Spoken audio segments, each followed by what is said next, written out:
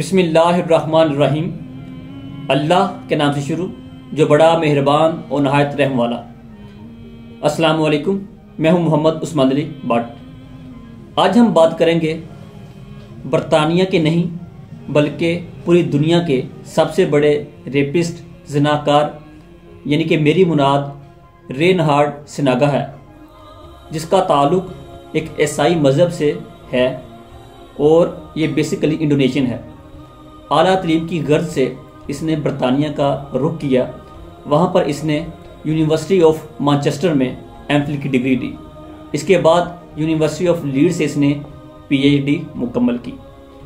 ये सब बताने का मकसद ये है कि एक पढ़ा लिखा नौजवान, जिसको आज के दौर में कहा जाता है कि असल में जो पढ़ा लिखा नौजवान वो है कि जिसने दुनियावी तालीम हासिल की हो।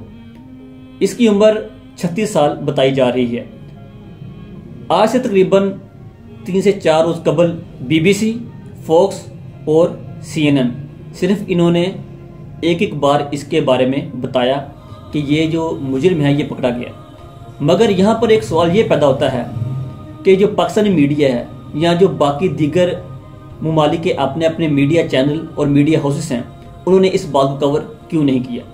ये एक लम्हा फिक्रिया है और यहाँ पर एक सवाल पैदा होता है।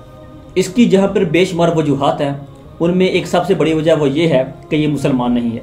अगर ये मुसलमान होता, इसका ताल्लुक़ किसी मुस्लिम घराने या ये खुद एक कहने दीनदार शख्स होता, तो ये एक बहुत बड़ी खबर होनी थी और इसको लेकर पूरे वर्ल्ड में एक ढिंढोरा पीटा जाना था।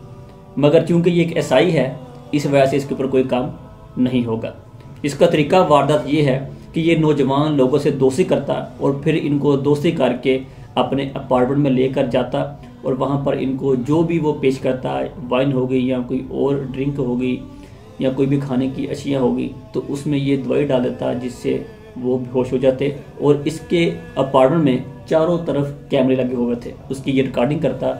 और मैं भी उम्मीद है कि जब इसके ऊपर तहकीकात की जाएंगी तो हम इस नतीजे पर पहुँचेंगे कि डार्क वेब पे ये अपनी वीडियोस अपलोड ज़रूर करता होगा। जब 17 साल नौजवान को ये अपने साथ लेकर गया और इसने वही अपनी वारदात पूरी की, मगर जब ये उसके साथ सेक्स कर रहा था, अपनी जिनसी हवस को पूरा कर रहा था, तब उसको होश आ गई। तो उसने होश में आकर इसको मारा, पुलिस को कॉल की। जब पुलिस आई तो जब पुलिस ने आके वहाँ पर देखा तो उसको 800 वीडियोज़ का डाटा मिला, जो कि उसने मुख्तलिफ एंगल से रिकॉर्ड की हुई थी और वो इसको अपनी तस्कीन के लिए पूरा करता था। रेनहार्ड सिनागा, इसने टोटल 190 लोगों का रेप किया।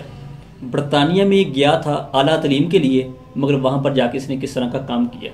आखिर में मैं सिर्फ ये कहना चाहता हूँ कि हम जैसे नौजवान जो कि दीन से दूर और दुनियावी तलीम की गर्ज से यूनिवर्सिटी में जाते हैं, लाखों रुपए पे करते हैं क्योंकि हमें रोज़गार की तलाश होती है, मगर जब वहाँ पे हमें एथिक्स नहीं मिल रहे तो फिर क्या फ़ायदा वहाँ पे जाने का। I raised a question, what is the criteria of our media to selection and use. चीन में मुसलमानों के ऊपर जुल्म के पहाड़ तोड़े जा रहे हैं, मगर हमारा मीडिया क्या कहता है, पाक चीन दोस्ती वान सोए, यानी कि जिंदाबाद जिंदाबाद।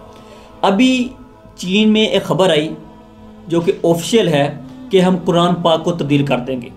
इस तरह की जो खबरें हैं और ये जो ज़िना करते हैं औरतों के साथ, मर्दों के साथ, इनको इब्रतनाक सज़ा देने के लिए हमारा मीडिया इस तरह की न्यूज़ों को क्यों नहीं सेलेक्ट करता। इसकी जो असल वजह वो यही है कि ज़ायनिस्ट ये जो हमारा मीडिया है, ये 99% जो है वो चला रहे हैं कि हमें चाहिए कि हम इस्लाम की तरफ वापस आएँ। ये जो यूरोप है वो तो पहले ही तसव्वुफ़ के ऊपर काम कर रहा है, मौलाना रूप के ऊपर काम कर रहा है वर्ल्ड वार 1 और वर्ल्ड वार 2 के बाद। और बीइंग अ मुस्लिम के जिन अकाबरीन की वो किताबों के ऊपर काम कर रहा है, मुस्लिम शरीफ के ऊपर वो काम कर रहा है, तो हम क्यों उनसे दूर हैं। हमें चाहिए कि हम कुरान की तरफ वापस आएँ, नबी करीम सल्लल्लाहु अलैहि वसल्लम के उसवा हुस्ना की तरफ वापस आएँ, ताकि हमारी दुनिया और आखिरत कामयाब हो सकें। और इस्लाम ही बेहतरीन ज़रिया है जो कि हमें norms, values, ethics, rules, regulation सब कुछ सिखाता है। ख़ास तौर पर मुसलमानों से भी कि वो दीन इस्लाम की तरफ वापस आएँ, कुरान जी का मुताला करें। हमारे जो असलाफ़ हैं, अकाबरीन हैं, उनकी जो हयात तय्यबा है, नबी करीम सल्लल्लाहु अलैहि वसल्लम का उसवा हुस्ना है, उसका मुताला करें। हमारा मीडिया में किस तरफ लेके जा रहा है, हमें ये भी सोचना चाहिए। ओके, खुदा हाफिज़। इंशाअल्लाह अगली वीडियो में अगले लोगों के साथ फिर होंगे। तब तक मोहम्मद उस्मान अली भट्ट को दीजिए इजाज़त। अल्लाह निगहबान।